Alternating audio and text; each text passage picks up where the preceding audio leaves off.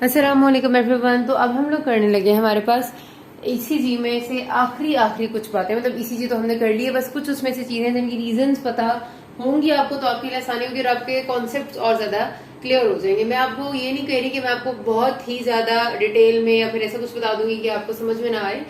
Simplify करके आपको जितनी बातें बहुत आराम से समझ में आ जाए उस तरह मैं आपको एक्सप्लेन करती हूँ। अच्छा, बहुत सिंपल सी बात है, हम बार बार अभी तक यही बात कर रहे हैं कि जब भी किसी हार्ट में हमने अभी तक यही कहा है कि करंट की डायरेक्शन जब भी किसी लीड की किसी इलेक्ट्रोड की तरफ होगी या फिर किसी लीड के एक्सिस के साथ पैरेलल जा रही होगी तो तब हमारे पास उस लीड में डीपोलराइजेशन के टाइम पे पॉजिटिव डिफ्लेक्शन आएगी, और जिस लीड के ऑपोजिट डायरेक्शन करंट की जा रही होगी उस लीड में डीपोलराइजेशन के टाइम पे नेगेटिव डिफ्लेक्शन आएगी। तो अभी तक हमने जितनी भी बात की हमने सारी डीपोलराइजेशन के हिसाब से की, क्योंकि पी वेव एट्रियल डीपोलराइजेशन को शो कर रही थी, क्यूआरएस कॉम्प्लेक्स वेंट्रिकल के डीपोलराइजेशन को शो कर रहा था। अभी तक हमने कोई बात नहीं की कि रीपोलराइजेशन में क्या होगा। ये सब तो डीपोलराइजेशन है। रीपोलराइजेशन जब प्रोसेस होता है ना उसमें ऑपोजिट होता है।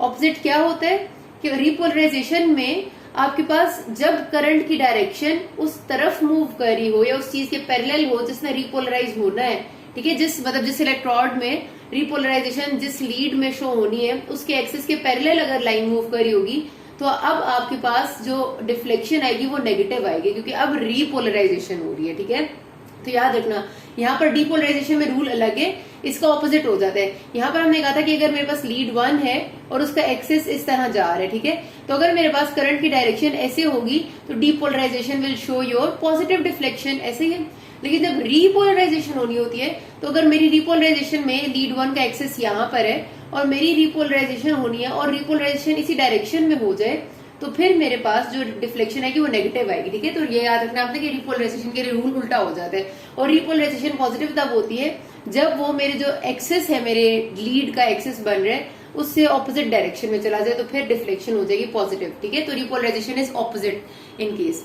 अच्छा, अब हमारे पास अगर ये ऑपोजिट है तो उसूलन जिस तरह हम कहते हैं हर चीज में कि पी वेव हुई depolarization of atria, QRS complex हो गया डीपोलराइजेशन ऑफ वेंट्रिकल, तो फिर रीपोलराइजेशन जब होनी चाहिए तो टी वेव को नेगेटिव आना चाहिए ना उसूलन, मतलब ऐसे जहन कहते हैं कि वो नीचे की तरफ होनी चाहिए, क्योंकि अगर डीपोलराइजेशन हुई है तो अब जाहिर सी बात है कि उसी एक्सिस में जब रीपोलराइजेशन भी हो गया। अभी देखिए अभी तक हमने बात की थी कि डीपोलराइजेशन हो रही है, उसका नेट एक्सिस बन रहा है हार्ट में इस तरह से, ठीक है, एक अंदाजा बना रही हूँ।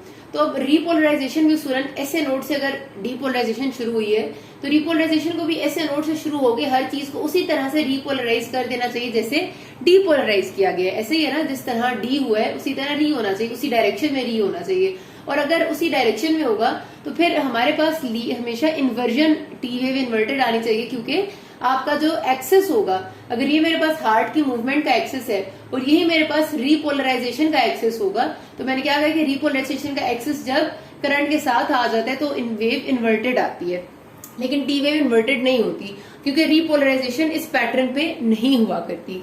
हमारे पास अगर डीपोलराइजेशन ऐसे नोड से शुरू हो रही है, ऐसे नोड से शुरू हो गए, एंड में कहां पर जाती है, जब मसल के वेंट्रिकल के मसल में पहुंच जाती है। अब वेंट्रिकल्स की या हार्ट की 3 लेयर्स है, एंडोकार्डियम है, मायोकार्डियम है और एपिकार्डियम है, ठीक है।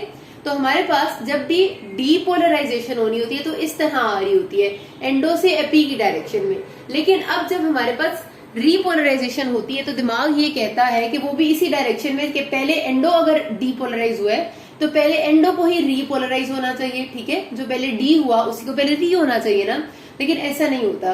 सबसे पहले एपी रीपोलराइज होता है, सबसे आखिर में बेचारा डीपोलराइज होता है। ये बेचारा छोटा मासूम सा सबसे आखिर में लोकेटेड है, सबसे आखिर में डीपोलराइज होता है और सबसे पहले रीपोलराइज हो जाता है। तो wave of repolarisation opposite direction में चलती है, ठीक है, जिस डायरेक्शन में डीपोलराइजेशन आई थी उसके ऑपोजिट रीपोलराइजेशन जाती है।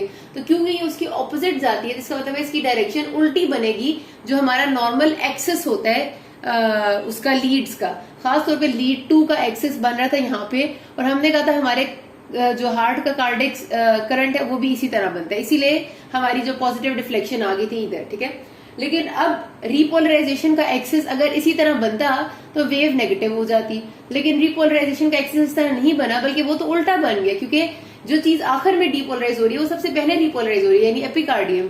तो इस वजह से जब वो उल्टा बनेगा तो रिपोलराइजेशन में मैंने क्या कहा, जो चीज उल्टी होती है वो लीड पे पॉजिटिव डिफ्लेक्शन शो करती है, बिकॉज दिस इज रीपोलराइजेशन, तो इसलिए टी वेव अपवर्ड होती है। These are normal. I hope so आप लोगों को बात अब तक क्लियर होगी। ना समझे तो दोबारा सुन लें एक दफा, लेकिन बहुत सिंपल सी बात है। अच्छा, फिर हमारे पास जब इस्कीमिया होता है, हमने बहुत ज्यादा पढ़ा है कि आपके पास जितने भी MI होते हैं उनमें अक्सर आपका कोई भी इस्कीमिक इवेंट को शो कर रही होती है टी वेव इन्वर्जन, ठीक है।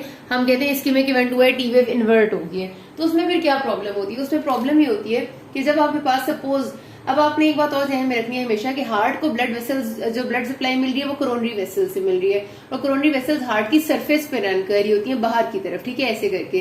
तो हार्ट की सरफेस पे अगर एक वेसल्स रन कर रही है, इसका मतलब है कि उनसे सबसे पहले एपिकार्डियम ब्लड ले रही है, फिर वो ब्लड अंदर मायोकार्डियम के पास जा रहे हैं, फिर वो ब्लड एंडोकार्डियम के पास जा रहे हैं। इसका मतलब ये कि हार्ट की जो लेयर्स है उनमें से एंडोकार्डियम है जिसको सबसे आखिर में ब्लड सप्लाई मिल रही है कोरोनरी वेसल से। इसीलिए जब भी इस्कीमिया होता है, इस्कीमिया का मतलब है इसमें से कोई भी एक कोरोनरी वेसल है जिसमें ब्लड सही से नहीं आ रहा, तो एपिकार्डियम तो सबसे ऊपर लोकेटेड है, इसको तो ब्लड मिल जाएगा, थोड़ा बहुत मायोकार्डियम को भी मिल जाएगा, लेकिन एंडो बेचारी रह जाएगी, एंडो को ब्लड नहीं मिलेगा। तो जब भी इस्कीमिया होता है तो सबसे पहले जिस चीज में मसला आता है, जिस चीज का इन्फेक्शन होता है वो एंडोकार्डियम होती है, ठीक है। तो एंडोकार्डियम का इस्कीमिया सबसे पहले हो जाता है। अब हमारे पास इस्कीमिया जब भी हुआ, सपोज करते हैं एंडोकार्डियम को ब्लड नहीं मिला, तो यहाँ पर अब क्या होता है कि एंडोकार्डियम को जब ब्लड नहीं मिलता है ना, इस्कीमिया हो जाता है। तो अब इसका जब ये डीपोलराइज होते हैं सेल्स, तो एकदम से ये रीपोलराइजेशन हो जाते हैं, इनका डीपोलराइजेशन का टाइम शॉर्ट हो जाता है, ठीक है। तो जब ये एकदम रिपोलराइज हो जाते हैं और एपी से पहले हो जाते हैं, तो अब डायरेक्शन ऑफ करंट बन जाएगी इसी तरह जिस तरह आपके डीपोलराइजेशन की थी, यानी डीपोलराइजेशन इस तरह हो रहा था। और जब इस्कीमिया हुआ तो एंडोकार्डियम को ब्लड नहीं मिला, ब्लड ना मिलने की वजह से इसका डीपोलराइजिंग साइकिल छोटा हो गया और ये अर्ली रिपोलराइजेशन फेज में चला गया। अर्ली रिपोलराइजेशन फेज में अगर ये चला जाएगा तो फिर आपका जो रिपोलराइजेशन की डायरेक्शन है वो हो जाएगी along the axis of the direction, या अलोंग द एक्सिस जो हमारा ओरिजिनल था।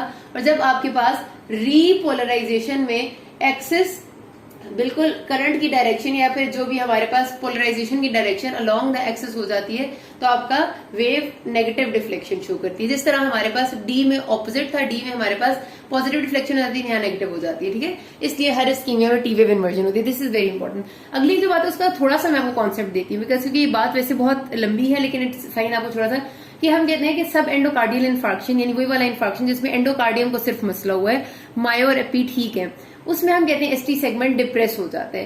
लेकिन जो ट्रांसम्यूरल इन्फार्क्शन है, ट्रांसम्यूरल का मतलब है कि एंडोकार्डियम, मायोकार्डियम, एपिकार्डियम तीनों खराब हो गए, उसमें एसटी सेगमेंट एलिवेट होता है। इसकी क्या रीजन है, थोड़ी सी हम इसकी जरा सी बात कर लेते हैं।